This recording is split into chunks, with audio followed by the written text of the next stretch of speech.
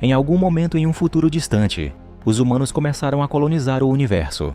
A empresa de contratos militares Exor, localizada em um enorme complexo no céu, observa um mundo desolado que abriga uma colônia de criminosos presos e a cidade capital desse planeta prisão chamada Osíris. Acima do complexo existe a Flotilha, uma enorme base militar flutuante encarregada de apoiar novos assentamentos. Lá está o tenente Kane Somerville, um herói de guerra conflitado que deixou a Terra após um acidente em uma missão de combate inicial que liderou, devido a um erro que cometeu e que resultou na morte de quase toda sua tripulação. Os superiores o acusaram de abuso de substâncias e, embora ele tenha sido perdoado pelo caso graças à sua carreira decorada como piloto de caça, ele e sua família nunca foram os mesmos depois disso. Viver na flotilha torna difícil para ele ver sua filha de 11 anos, Indy Somerville. Hoje ele a leva para um passeio pelo deserto do planeta. Embora ela não esteja impressionada com um deserto tão vazio, Indy lhe diz que sua mãe acha que ele está fugindo, mas ele desvia o comentário dizendo que não fala com ela há muito tempo e que está orgulhoso de ser parte de um projeto que constrói um novo futuro para a humanidade. Para conquistar a boa vontade da filha, ele lhe empresta sua arma e ensina-a a atirar antes que eles saiam para verificar os novos bunkers juntos. Quando terminam, Indy é enviada para a cidade de Osíris para ficar com uma babá, já que ela não pode ficar na flotilha com ele. Kane lhe promete que estará de volta em uma semana e que ela pode ligar para ele a qualquer momento. Após um vislumbre dos monstros que espreitam na terra árida durante a noite, a manhã chega para Kane na flotilha. Sua IA, Travis, o acorda e prepara seu café da manhã enquanto toca suas mensagens. Kane ignora as de um colega de trabalho e de sua esposa, mas ouve a de Indy enquanto olha alguns relatórios.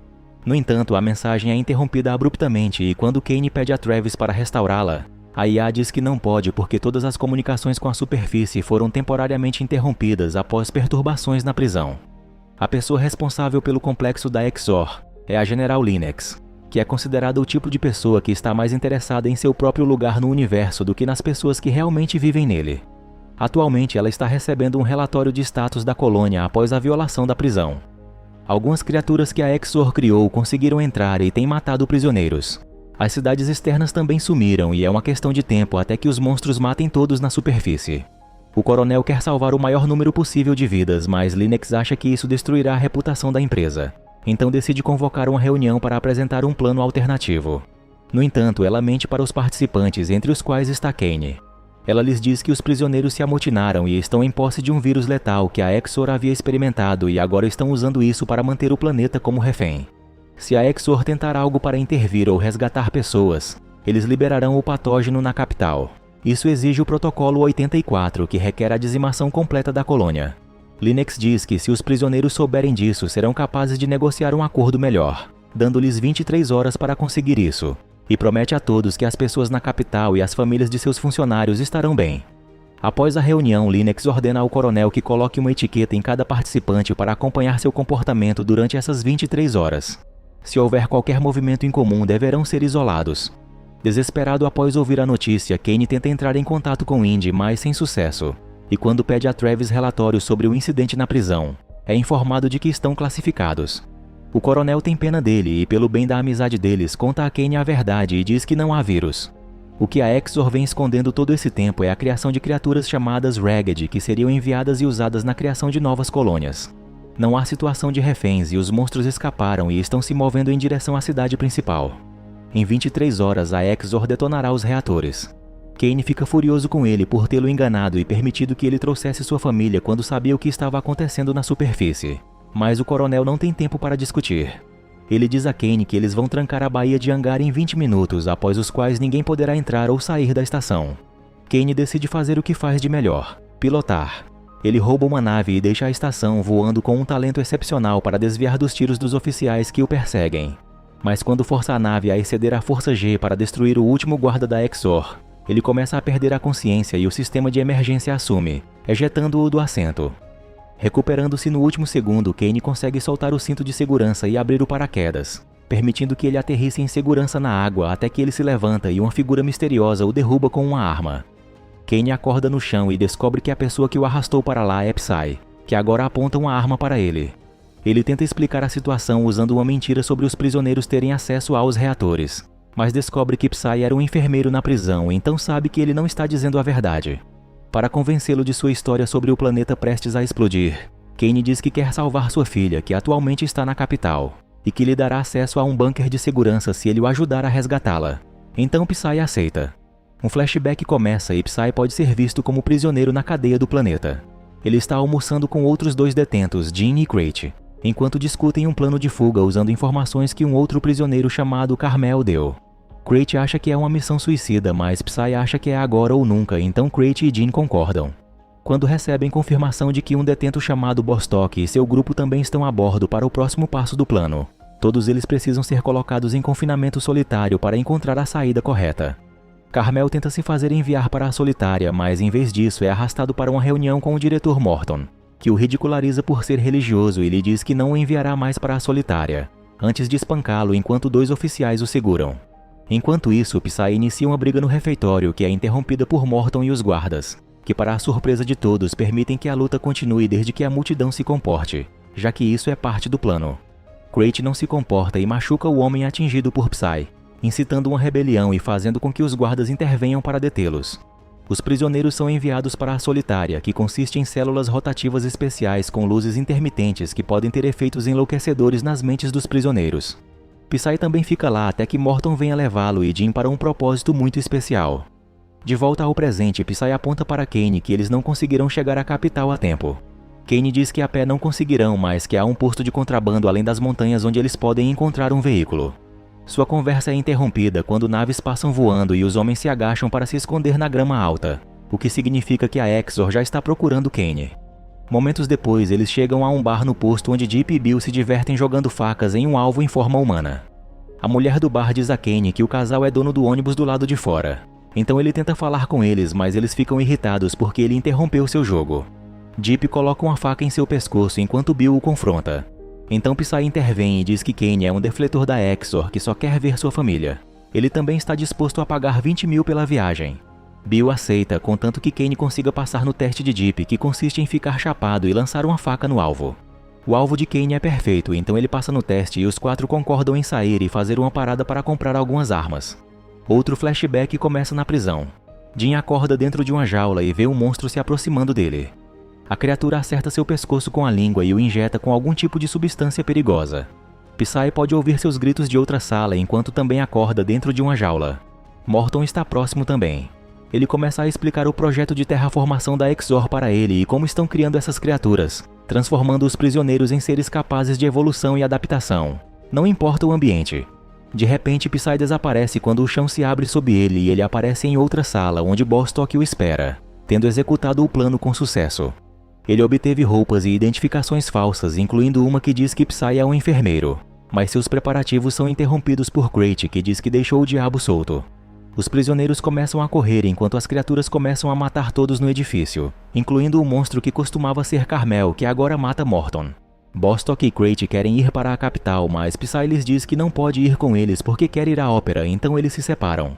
Há outro salto no tempo e agora a Terra pode ser vista há 2 anos atrás. Psy está sendo informado de que será enviado para a prisão por 20 anos, e que será pintado como um monstro porque violou o código e traiu a confiança do público. Psy acha que nada mais importa. De volta ao presente, Kane e Psy estão esperando pelas armas que encomendaram. Elas são trazidas por 2 homens, Mendel e Joe, que pedem 30 mil como pagamento. Kane paga a quantia que pedem e o grupo sai. Assim que eles saem de vista, os homens celebram seu novo dinheiro. Depois de beber e dançar, eles notam algo estranho à distância. São os monstros vindo atacá-los. Joe e Mendel tentam se defender atirando através das janelas, mas enquanto conseguem matar alguns, as outras criaturas ainda entram em sua cabana. Joe não vê outra opção a não ser detonar uma granada. Mais tarde à noite, Kane está contando a todos no ônibus sobre os monstros e a bomba que vai explodir em 4 horas. Eles têm uma conversa filosófica sobre como chegaram lá, qual será o destino e as consequências. Também conversam sobre a ética de usar prisioneiros para trabalho gratuito. Quando chegam a Osiris algumas horas depois, a cidade está em completo caos devido aos monstros atacando em cada esquina e infectando mais humanos para transformá-los. O grupo saca suas armas e concorda que enquanto Kane sai para encontrar sua filha com Psy, Deep e Bill fornecerão cobertura e protegerão o ônibus. O casal atira em todos os monstros que se aproximam enquanto Kane e Psy entram no prédio onde Indy vive. Eles se deparam com um dos vizinhos que lhes diz que nunca viu Indy antes de deixá-lo subir. Eles arrombam um apartamento e encontram a babá morta. Mas Indy está segura porque estava se escondendo no armário. Depois de dizer a Indy que a babá foi para casa para protegê-la da verdade, Os três tentam descer as escadas, mas são bloqueados por um monstro, então terão que encontrar outra saída. Enquanto isso, Deep arrasta Bill de volta para dentro do ônibus porque ele foi ferido por uma criatura. Ela tenta encontrar um kit de primeiros socorros sem sucesso, então deve assistir enquanto Bill morre em seus braços. Kane, Psy e Indy chegam ao telhado do prédio e fecham a porta atrás deles, já que não há outra maneira de sair. Psy pega Indy e pula do telhado, aterrissando em segurança em cima do ônibus. Kane o segue depois, mas quase cai. Felizmente, Psy o agarra e o ajuda a subir em cima do ônibus com eles. Eles começam a bater na abertura e implorando para Deep abrir a porta para deixá-los entrar, mas Deep hesita devido ao que aconteceu com Bill. Eventualmente ela cede e abre a abertura para eles antes de ligar o ônibus para levá-los embora. Enquanto Psy usa um cobertor para cobrir o corpo de Deep, Kane explica à sua filha o que está acontecendo e se desculpa por não ter estado mais presente em sua vida. Indy aceita perdoá-lo. Ele também dá a Deep as direções para o bunker e se certifica de que todos aprendam o código para entrar no complexo Exor. Linux está no processo de iniciar o protocolo 84 quando é informada sobre um ônibus se aproximando de um de seus bunkers. Ela envia uma nave atrás deles e é Indy quem a vê pela janela. Então Kane a faz se esconder antes de dizer a Deep para não fazer a curva para que a nave não descubra para onde estão indo. Depois de segui-los por um tempo, a nave se afasta e Deep faz a curva em direção ao bunker. Então eles quase conseguem, mas de repente a nave aparece na frente deles e começa a atirar, saindo apenas depois que fica sem munição. Deep e Kane foram mortos, mas Psy e Indy estão bem. Indy não quer deixar seu pai, mas não há tempo a perder. Ele a pega e a leva para fora do ônibus para tentar alcançar o bunker. Um monstro os encontra no caminho e os persegue pelas cavernas, conseguindo infectar Psy com sua língua, mas o homem atira no olho do monstro para se livrar. Eles encontram a entrada do bunker e Indy insere o código. Tanto ela quanto Psy entram com sucesso logo antes que o planeta seja bombardeado. No entanto, Psy começa a se transformar em um monstro, então pede a Indy para encontrar algo afiado para que ele possa se matar. Indy se recusa porque não consegue fazer isso sozinha. Então ela conversa com ele e o toca enquanto seu corpo se transforma. Outro flashback mostra a vida de Psy como enfermeiro em um hospital na Terra. Ele passa por um colapso ao perceber que os pacientes que trazem são sua esposa e filha e que nenhuma delas sobrevive. Então ele abusa de sua posição como enfermeiro para entrar na sala do cara que causou o acidente que matou sua família, para socá-lo e tentar estrangulá-lo, porém os seguranças o impedem. De volta ao presente, muitos dias se passaram desde a explosão. 2 exploradores encontram o bunker e veem Indy à distância vestindo um traje espacial. Eles são atacados por Psy, que se tornou um monstro, mas que manteve alguma racionalidade graças a Indy e, após matar um dos exploradores, usam a chance para interrogar o outro sobre o que está acontecendo lá fora. O explorador explica que a flotilha está voltando para a Terra porque foi chamada de volta após a catástrofe. E a história que estão contando a todos é que os prisioneiros se revoltaram e tomaram o controle dos reatores, causando um derretimento sem sobreviventes. Indy diz que se ela quiser viver, levará ela e Psy para a flotilha sem serem detectados. A mulher não tem outra escolha senão aceitar. O filme termina com eles embarcando na nave do explorador e a mulher observa Indy e Psy interagirem através da linguagem de sinais, antes de Indy acariciar sua cabeça e segurar sua mão, dizendo que finalmente estão indo para casa e se despedindo de seu pai.